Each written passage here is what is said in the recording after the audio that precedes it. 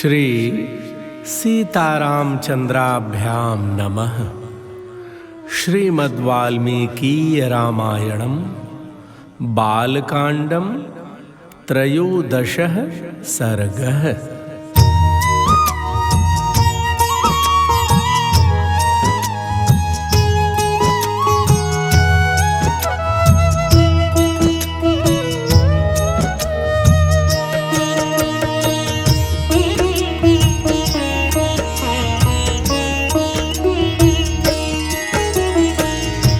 श्री राम जय राम जय जय राम।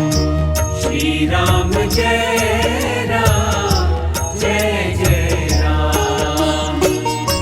श्री राम जय राम जय जय राम। श्री राम जय राम जय जय राम। श्री राम जय राम जय जय राम। श्री राम जय राम जय जय राम। श्री राम जय राम जय जय राम। श्री राम जय राम जय जय राम। श्री राम जय राम जय जय राम। श्री राम जय राम जय जय राम। श्री राम जय राम जय जय राम। श्री सीतारामचंद्राभ्याम नमः। श्रीमद्वाल्मीकीय रामायणं बालकांडं त्रयोदशः सर्गः। महाराज दशरथ का वशिष्ठ जी से यज्ञ की तैयारी के लिए अनुरोध करना। वशिष्ठ जी द्वारा इसके लिए सेवकों की नियुक्ति और सुमंत्र को राजाओं को बुलाने के लिए आदेश देना। समागत राजाओं का सत्कार तथा पत्नियों सहित राजा दशरथ का यज्ञ की दीक्षा लेना। प्रेमी जनों, इन सभी प्रसंगों को 13वें सर्ग में ध्यान पूर्वक सुनिए।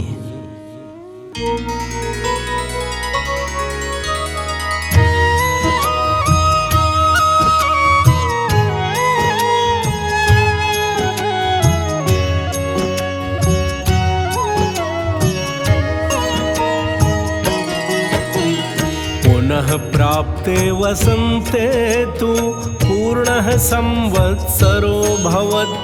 प्रसवार्थं गतो यष्टुं भयमेधेन वीर्यवान्।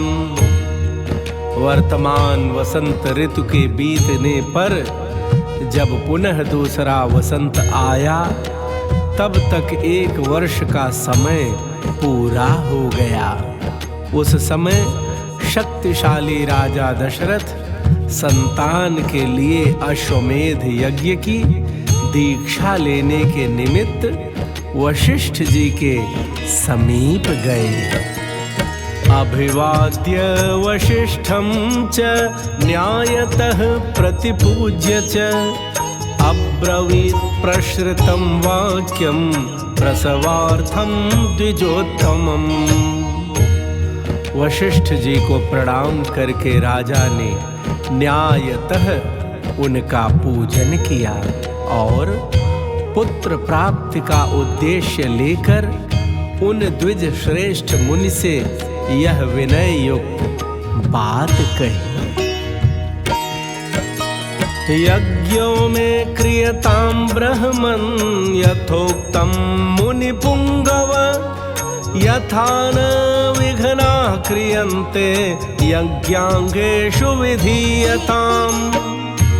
हे ब्राह्मण मुनि प्रवर, आप शास्त्र विधि के अनुसार मेरा यज्ञ करावें और यज्ञ के अंगभूत अश्व संचारण आदि में ब्रह्म राक्षस आदि जिस तरह विघ्न न डाल सके वैसा उपाय कीजिए।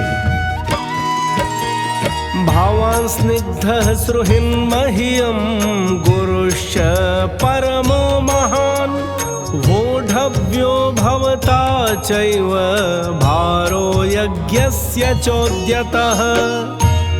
आपका मुझ पर विशेष स्नेह है। आप मेरे सुहृद, अकारण हितैषी, गुरु और परम महान हैं। यह जो यज्ञ का भार उपस्थित हुआ है, इसको आप ही वहन कर सकते हैं। तथेति च स राजानम् अब्रवीत् द्विज सत्तमः करिष्ये सर्वमेवैतत् भवता यत् समर्थितम्। तब बहुत अच्छा कहकर विप्रवर वशिष्ठ मुनि राजा से इस प्रकार बोले, हे नरेश्वर, तुमने जिसके लिए प्रार्थना की है वह सब मैं करूंगा। ततो ब्रवीत् द्विजान् वृद्धान् यज्ञ कर्म सुनिष्ठितान् स्थापत्ये निष्ठितांश्चैव वृद्धान् परम धार्मिकान् कर्मान्तिकान् शिल्पकारान् वर्धकीन् खनकानपि गणकान् शिल्पिनश्चैव तथैव नटनर्तकान् तथा शुचीन् शास्त्रविदः पुरुषान् सुबहुश्रुतान् यज्ञकर्म समीहन्तां भवन्तो राजशासनात्। भक्तजनों, तदनंतर वशिष्ठ जी ने यज्ञ संबंधी कर्मों में निपुण तथा यज्ञ विषयक शिल्प कर्म में कुशल परम धर्मात्मा बूढ़े ब्राह्मणों यज्ञ कर्म समाप्त होने तक उसमें सेवा करने वाले सेवकों, शिल्पकारों, बढ़इयों, भूमि खोदने वालों, ज्योतिषियों, कारीगरों, नटों, नर्तकों, विशुद्ध शास्त्रवेत्ताओं तथा बहुश्रुत पुरुषों को बुलाकर उनसे कहा, तुम लोग महाराज की आज्ञा से यज्ञ कर्म के लिए आवश्यक प्रबंध करो। इष्ट का बहुसाहस्री शीघ्रमानीयतामिति उपकार्याः क्रियन्तां च राज्ञो बहुगुणान्विताः। शीघ्र ही कई हजार ईंटें लाई जाएं। राजाओं के ठहरने के लिए उनके योग्य अन्न पान आदि अनेक उपकरणों से युक्त बहुत से महल बनाए जाएं। ब्राह्मणा वसथाश्चैव कर्तव्याः शतशः शुभाः भक्ष्यान्नपानैर्बहुभिः समुपेताः सुनिष्ठिताः। ब्राह्मणों के रहने के लिए भी सैकड़ों सुंदर घर बनाए जाने चाहिए। वे सभी गृह बहुत से भोजनीय अन्न पान आदि उपकरणों से युक्त तथा आंधी पानी आदि के निवारण में समर्थ हों। तथा पौरजनस्यापि कर्तव्याश्च सुविस्तराः आगतानां सुदूराच्च पार्थिवानां पृथक पृथक। इसी तरह पूर्ववासियों के लिए भी विस्तृत मकान बनने चाहिए। दूर से आए हुए भूपालों के लिए पृथक पृथक महल बनाए जाएं। वाजिवारणशालाश्च तथा शय्यागृहाणि च भटानां महदावासा वैदेशिक निवासिनां। घोड़े और हाथियों के लिए भी शालाएं बनाई जाएं। साधारण लोगों के सोने के लिए भी घरों की सुंदर व्यवस्था हो। विदेशी सैनिकों के लिए भी बड़ी बड़ी छावनियां बननी चाहिए। आवासा बहुभक्षा वै सर्वकामैरुपस्थिताः तथा पौरजनस्यापि जनस्य बहुशोभनम्। जो घर बनाए जाएं, उनमें खाने पीने की प्रचुर सामग्री संचित रहे। उनमें सभी मनोवांछित पदार्थ सुलभ हों तथा नगरवासियों को भी बहुत सुंदर अन्न भोजन के लिए देना चाहिए। दातव्यम अन्नम विधिवत सत्कृत्य न तु लीलया सर्वे वर्णा यथा पूजां प्राप्नुवन्ति सुसत्कृताः। महाराज दशरथ ने कहा, नगरवासियों को भी विधिवत सत्कार पूर्वक दिया जाए, अवहेलना करके नहीं। ऐसी व्यवस्था होनी चाहिए जिससे सभी वर्ण के लोग भली भांति सत्कृत हो सम्मान प्राप्त करें। न च अवज्ञा प्रयोक्तव्या काम क्रोध वशादपि यज्ञ कर्म सुये व्यग्राः पुरुषाः शिल्पिनस्तथा तेषाम् अपि विशेषेण पूजा कार्या यथा क्रमम् ये स्युः सम्पूजिताः सर्वे वसुभिर्भोजनेन च। गुरुदेव ने कहा, काम और क्रोध के वशीभूत होकर भी किसी का अनादर नहीं करना चाहिए। जो शिल्पी मनुष्य यज्ञ कर्म की आवश्यक तैयारी में लगे हों, उनका तो बड़े छोटे का ख्याल रखकर विशेष रूप से समादर करना चाहिए। जो सेवक या कारीगर धन और भोजन आदि के द्वारा सम्मानित किए जाते हैं, वे सब परिश्रम पूर्वक कार्य करते हैं। यथा सर्वं सुविहितं न किंचित परिहीयते तथा भवन्तः कुर्वन्तु प्रीतियुक्तेन चेतसा। सेवकों द्वारा किया हुआ सारा कार्य सुंदर ढंग से संपन्न होता है, उनका कोई काम बिगड़ने नहीं पाता। अतः तुम सब लोग प्रसन्न चित्त होकर ऐसा ही करो। ततः सर्वे समागम्य वसिष्ठम् इदमब्रुवन् यथेष्टं तत्सुविहितं न किंचित परिहीयते। तब वे सब लोग वशिष्ठ जी से मिलकर बोले, आपको जैसा अभीष्ट है उसके अनुसार ही करने के लिए अच्छी व्यवस्था की जाएगी।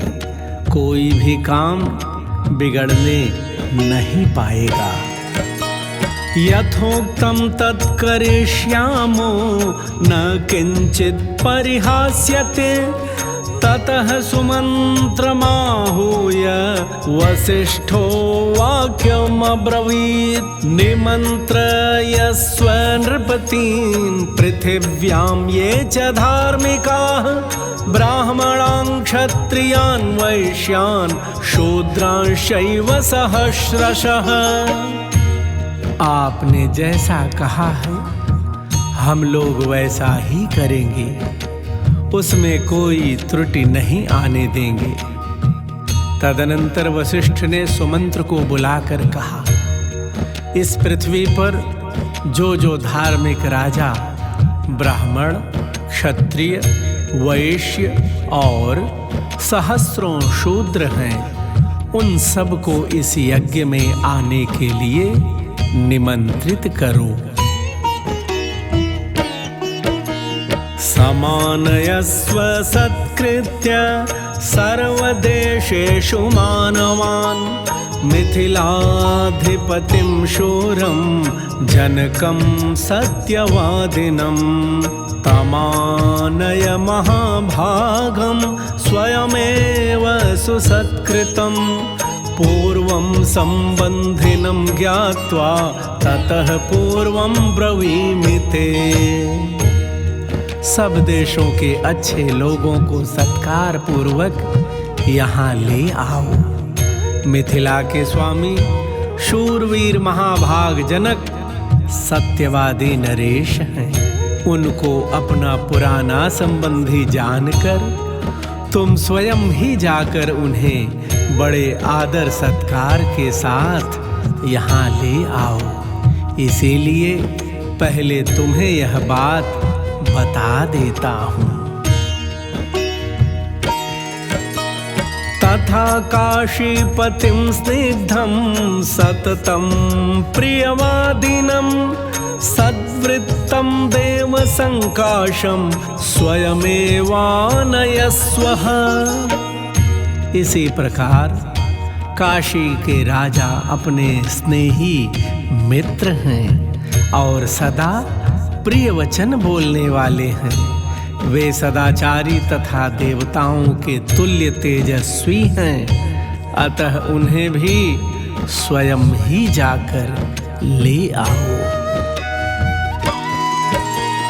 तथा केकय राजानं वृद्धं परम धार्मिकं श्वशुरं राजसिंहस्य सपुत्रं तमिहानय। केकय देश के बूढ़े राजा बड़े धर्मात्मा हैं। वे राज सिंह महाराज दशरथ के श्वशुर हैं, अतः उन्हें भी पुत्र सहित यहाँ ले आओ। अंगेश्वरं महेश्वासं रोमपादं सुसत्कृतं वयस्यं राजसिंहस्य सपुत्रं तमिहानय। अंग देश के स्वामी महाधनुर्धर राजा रोमपाद हमारे महाराज के मित्र हैं, अतः उन्हें पुत्र सहित यहाँ सत्कार पूर्वक ले आओ। तथा कोसल राजानं भानुमन्तं सुसत्कृतं मगधाधिपतिं शूरं सर्वशास्त्रविशारदं प्राप्तिज्ञं परमोदारं सत्कृतं पुरुषर्षभं राज्ञः शासनमादाय चोदयस्व नृपर्षभान् प्राचीनान् सिन्धुसौवीरान् सौराष्ट्रेयांश पार्थिवान्। कौशल राज भानुमान को भी सत्कार पूर्वक ले आओ। मगध देश के राजा प्राप्तिज्ञ को, जो शूरवीर सर्वशास्त्र विशारद परम उदार तथा पुरुषों में श्रेष्ठ हैं, स्वयं जाकर सत्कार पूर्वक बुला ले आओ। महाराज की आज्ञा लेकर तुम पूर्व देश के श्रेष्ठ नरेशों को तथा सिंधु सौवीर एवं सुराष्ट्र देश के भूपालों को यहाँ आने के लिए निमंत्रण दो। दाक्षिणात्यान् नरेन्द्रांश्च समस्तानानयस्वः सन्ति सिद्धाश्च ये चान्ये राजानः पृथ्वीतले तानानय यथा क्षिप्रं सानुगान् सह बान्धवान् एतान् दूतैर्महाभागैः आनयस्व नृपाज्ञया। दक्षिण भारत के समस्त नरेशों को भी आमंत्रित करो।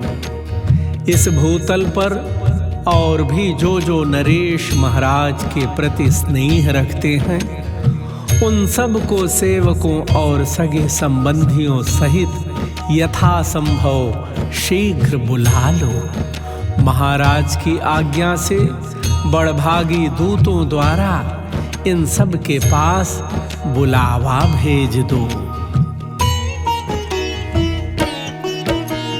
वसिष्ठ वाक्यं तच्छ्रुत्वा सुमन्त्रस्त्वरितं तदा व्यादिशत् पुरुषांस्तत्र राज्ञा मानयने शुभान्। वशिष्ठ का यह वचन सुनकर सुमंत्र ने तुरंत ही अच्छे पुरुषों को राजाओं की बुलाहट के लिए जाने का आदेश दे दिया। स्वयमेव हि धर्मात्मा प्रयातो मुनिशासनात् सुमन्त्रस्त्वरितो भूत्वा समानेतुं महामतिः। परम बुद्धिमान धर्मात्मा सुमंत्र वशिष्ठ मुनि की आज्ञा से खास खास राजाओं को बुलाने के लिए स्वयं ही गए। ते च कर्मान्तिकाः सर्वे वसिष्ठाय महर्षये सर्वं निवेदयन्ति स्म यज्ञे यदुपकल्पितम्। यज्ञ कर्म की व्यवस्था के लिए जो सेवक नियुक्त किए गए थे उन सब ने आकर उस समय तक यज्ञ संबंधी जो कार्य संपन्न हो गया था उस सब की सूचना महर्षि वशिष्ठ को दी।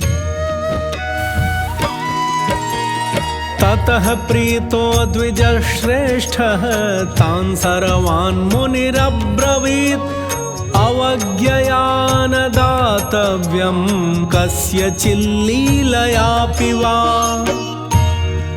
यह सुनकर वे द्विज श्रेष्ठ मुनि बड़े प्रसन्न हुए और उन सब से बोले, हे भद्र पुरुषों, किसी को जो कुछ देना हो उसे अवहेलना या अनादर पूर्वक नहीं देना चाहिए। अवज्ञया कृतं हन्यात् दातारं नात्र संशयः ततः कैश्चिदहोरात्रैः उपयाता महीक्षितः बहूनि रत्नान्यादाय राज्ञो दशरथस्य। ततो वसिष्ठः सुप्रीतो राजानम् इदमब्रवीत् उपयाता नरव्याघ्र राजानस्तव शासनात् मयापि सत्कृताः सर्वे यथार्हं राजसत्तम। अनादर पूर्वक दिया हुआ दान दाता को नष्ट कर देता है, इसमें संशय नहीं है।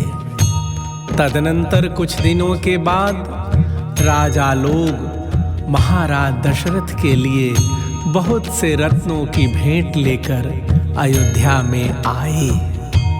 इससे वशिष्ठ जी को बड़ी प्रसन्नता हुई। उन्होंने राजा से कहा, पुरुष सिंह, तुम्हारी आज्ञा से राजा लोग यहाँ आ गए। नृपश्रेष्ठ, मैंने भी यथा योग्य उन सब का सत्कार किया है। यज्ञं च कृतं सर्वं पुरुषैः सुसमाहितैः निर्यातु च भवान् यष्टुं यज्ञायतनमन्तिकात्। हमारे कार्यकर्ताओं ने पूर्णतः सावधान रहकर यज्ञ के लिए सारी तैयारी की है। अब तुम भी यज्ञ करने के लिए यज्ञ मंडप के समीप चलो। सर्वकामैः उपहृतैः उपेतं वै समन्ततः द्रष्टुमर्हसि राजेन्द्र मनसेव विनिर्मितम्। हे राजेंद्र, यज्ञ मंडप में सब और सभी वांछनीय वस्तुएं एकत्र कर दी गई हैं। आप स्वयं चलकर देखें, यह यज्ञ मंडप इतना शीघ्र तैयार किया गया है मानो मन के संकल्प से ही बन गया हो। तथा वसिष्ठ वचनात् ऋष्य शृंगस्य चोभयोः दिवसे शुभ नक्षत्रे निर्यातो जगति पतिः। मुनिवर वशिष्ठ तथा ऋष्य शृंग दोनों के आदेश से शुभ नक्षत्र वाले दिन को राजा दशरथ यज्ञ के लिए राजभवन से निकले। ततो वसिष्ठ प्रमुखाः सर्व एव द्विजोत्तमाः ऋष्य शृंगं पुरस्कृत्य यज्ञकर्मारभंस्तदा। यज्ञवाटं गताः सर्वे यथा शास्त्रं यथा विधि। श्रीमांश सह पत्नीभिः राजा दीक्षामुपाविशत्। तत्पश्चात वशिष्ठ आदि सभी श्रेष्ठ द्विजों ने यज्ञ मंडप में जाकर ऋष्य शृंग को आगे करके शास्त्रोक्त विधि के अनुसार यज्ञ कर्म का आरंभ किया। पत्नियों सहित श्रीमान अवध नरेश ने यज्ञ की दीक्षा ली। इत्यार्षे श्रीमद् रामायणे वाल्मीकिये आदिकाव्ये बालकांडे त्रयोदशः सर्गः। इस प्रकार श्री वाल्मीकि निर्मित आर्ष रामायण आदि काव्य के बालकांड में 13वां सर्ग पूरा हुआ। प्रेमी जनों, प्रभु श्री सीताराम सरकार आप सबका कल्याण करें। जय सिया राम।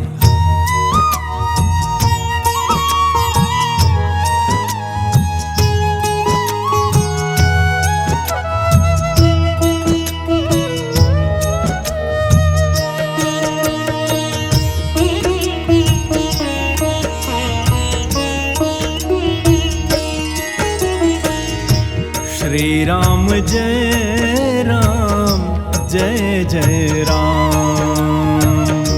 श्री राम जय राम जय जय राम। श्री राम जय राम जय जय राम। श्री राम जय राम जय जय राम। श्री राम जय राम जय जय राम। श्री राम जय